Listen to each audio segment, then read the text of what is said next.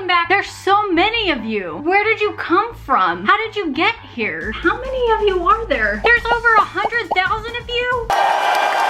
I don't know where you came from, but I'm so happy you're here. I'm Mama Dr. Jones, and a lot of you have found this channel recently, and I am so glad that you have. We love science, we love sarcasm, we love silliness, and most of all, we love learning and work-life balance. Today we are doing another episode of OBGYN Reacts, and today we're going through the episode of Friends where Phoebe has her babies. So we're gonna jump into it now and see what we can learn from the labor and delivery episode of Friends.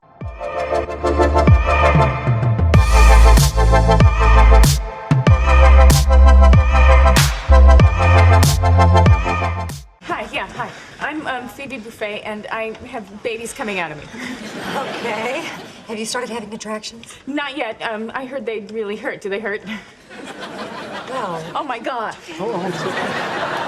So we have someone has to call Frank and Alice, and then my mom might. Joey, what are you doing? I gotta get the before shot.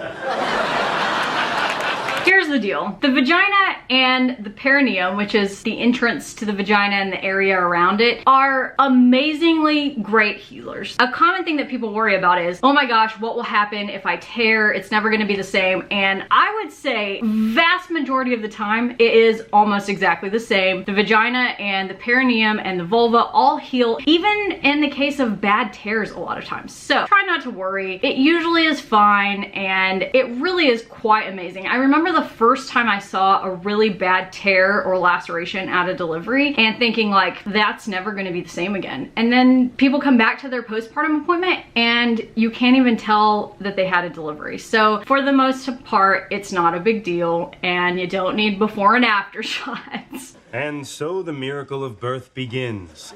Hi. Hey, you okay? Ooh, something hurts. Ooh, it's sympathy pains. Oh, that's so sweet. Hey, I didn't know I cared that much.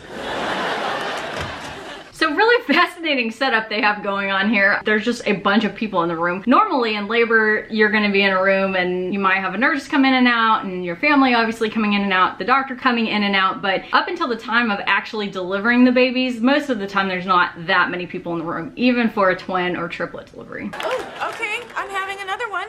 What? This one doesn't hurt either. Oh, yes it does. Ow! Ow! Ow! Ow! Ooh!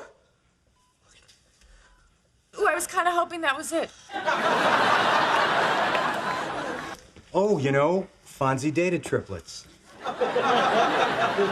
This Fonzie person you keep referring to, is that another doctor? Oh, no.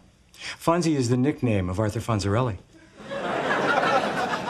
The Fonz. I don't want some guy down there telling me I'm, dilated amundo. To be fair, he doesn't seem to be impersonating Fonzie. What are you as much doing? Why are you defending him? Just get me another doctor, one who is not crazy and is not Fonzie.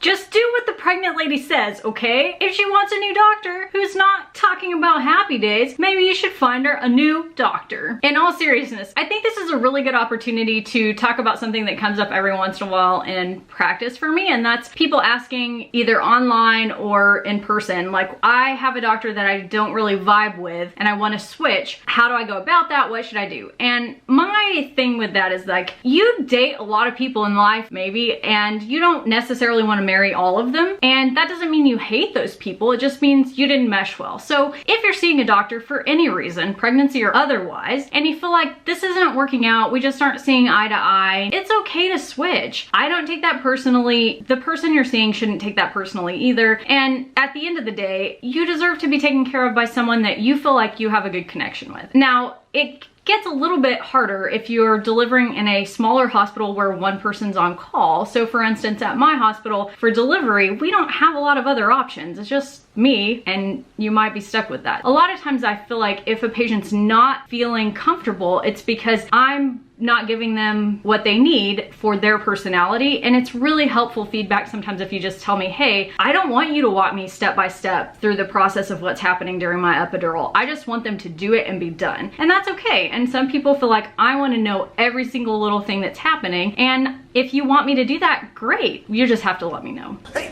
you guys, look what I found in the get shop. Oh, get up, get up, get up. have a kidney stone? This is Dr. Oberman. He has no strong feelings about Fonzie or any of the Happy Days gang. Hi, and you're going into what grade?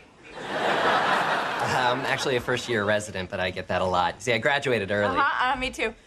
Okay, if you would like another doctor, that's probably not the best way to go about it. But while we're on the topic, let's talk about what all of these terms mean. What is a resident? What is a medical student? What is an attending? What do all of these things mean in the scope of medical training? When you start medical school in the United States, you already have a 4-year bachelor's degree in something from undergrad. For me, that was a bachelor's of science in psychology. Then you start medical school, and medical school is 4 years. The first 2 traditionally are book work, classroom learning, and the last 2 traditionally are clinic work, doing rotations through various fields and deciding what you want to go into. So you graduate from medical school and then you are a doctor. You've gone through 8 years of post-high school training at this point. You have a bachelor's degree and you have a doctorate of medicine. You are a doctor. And then you start residency. You choose a specialty and then you start residency in that specialty. The first year you're in training out of medical school, so your first year as a doctor, you are an intern. So that's what this person is. That's their first year of specialty training. Then depending on what specialty you go into, your residency is anywhere between 3 and 7 years. So for OBGYN, I was an intern, and then I did 3 more years as an upper level resident in OBGYN. So by the time I got out of residency and started my first year as an attending, I had been learning for about 12 years. 4 of those in undergrad, 4 just in medicine, and 4 just in obstetrics and gynecology. If you want to further specialize, you go into a fellowship. So I could have gone into a fellowship to be a maternal fetal medicine doctor, or a reproductive endocrinology and fertility doctor, or a GYN cancer doctor, things like that. So that's kind of the breakdown of where everybody lies in medical training. So an intern is a fully capable physician. They are still in training to learn their specialty. So for this case, if he was going to be delivering triplets as a first year intern in OBGYN, he would definitely have people around helping him. I actually really like teaching hospitals because I feel like they're always going to be up to date on the latest literature and the best evidence and good medicine. And so I would never hesitate to be taken care of at a place that had residents. That's my personal opinion. Ross, maybe I should have specified that I'd be needing a grown-up doctor.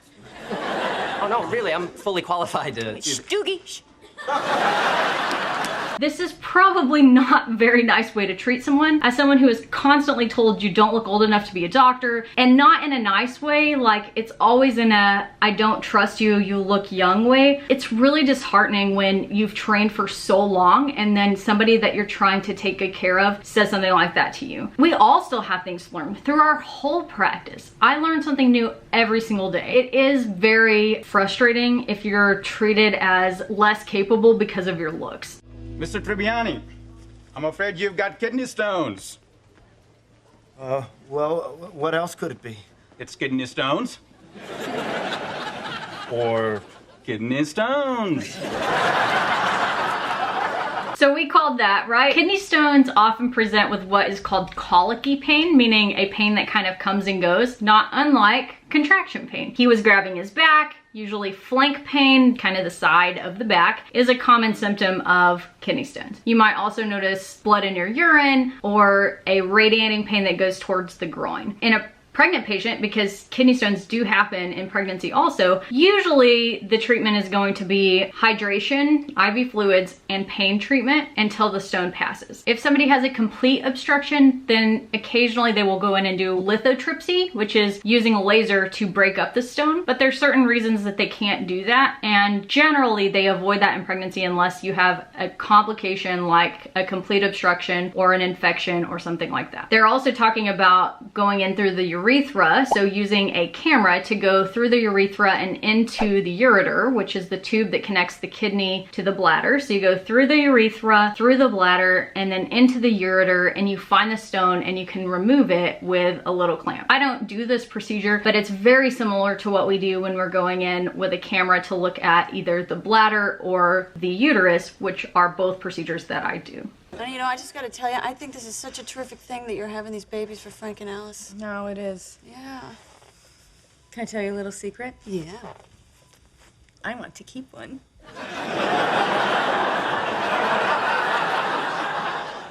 Oh, I'm gonna be on the news.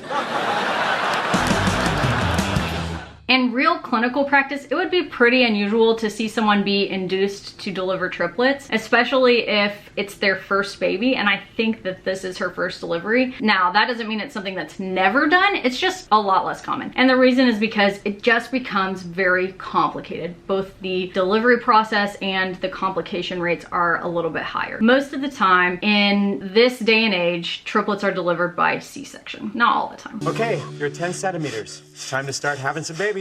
All right, I want only the father in here, please. Love you. Good luck. Love you. So for deliveries, we do try to limit the number of people in the delivery room for purposes of maintaining a safe environment. If there's an emergency and we need to move around, it would be really hard to do that if you have a room full of people during the actual delivery process. If I was going to deliver triplets vaginally, I would not do that in a room like this, and even twins we typically deliver in the operating room, at least for the first twin, just because the chances of the second twin, or in this case the second baby or third baby, being in a position that is more difficult to deliver, so breech or footling breech, or in a way that needs to be turned with something called internal pedalic version, which is where you turn the baby into a way that's safe to deliver by grabbing either the feet or guiding the head down after the first baby comes out. That needs to be done in an operating room in case when the first baby comes out, the first thing that comes out is the umbilical cord of the next baby, or if you run into a situation where the second baby's heart rate drops and isn't recovering. So almost all multiples which are delivered vaginally are delivered in an operating room, even if they're having a vaginal delivery. That's not everywhere, it's just most places. That's it, push. Now just concentrate on pushing. Yep, here we go. I see the head. Yep. Yes, it has a head. All right. Now that's a key. Here's your first baby.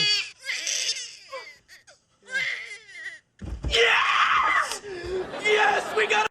Those are good size triplets. That first baby looks very nicely sized. There must be a lot of baby in there. Phoebe has a lot of human inside of her. Too late. No, everything's okay. Everybody's healthy. There's 30 fingers and 30 toes. We have our babies. Yeah. Oh, we have our babies. Oh. So sweet. When my twins were born, my husband was worried about how many fingers and toes that they had, and they were born by C-section, and they were only like 4.5 pounds. And he asked to the neonatologist who was taking care of the babies if they had all their fingers and toes, and the response from the neonatologist, and I remember this every time I think about my twins' birth, was toe to baby ratio is accurate. Him saying 30 fingers and 30 toes made me think of that. So here you are. Seems like yesterday I was talking to you in that little petri dish. Everyone said labor was the hardest thing I'd ever have to do, but they were wrong. This is. Well, if you're gonna cry.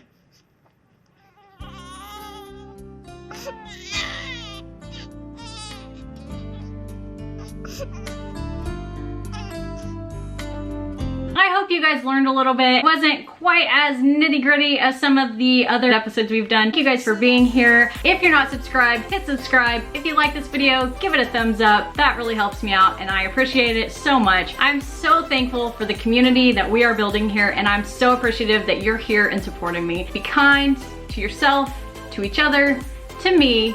In the comments, be kind, and I will see you next time.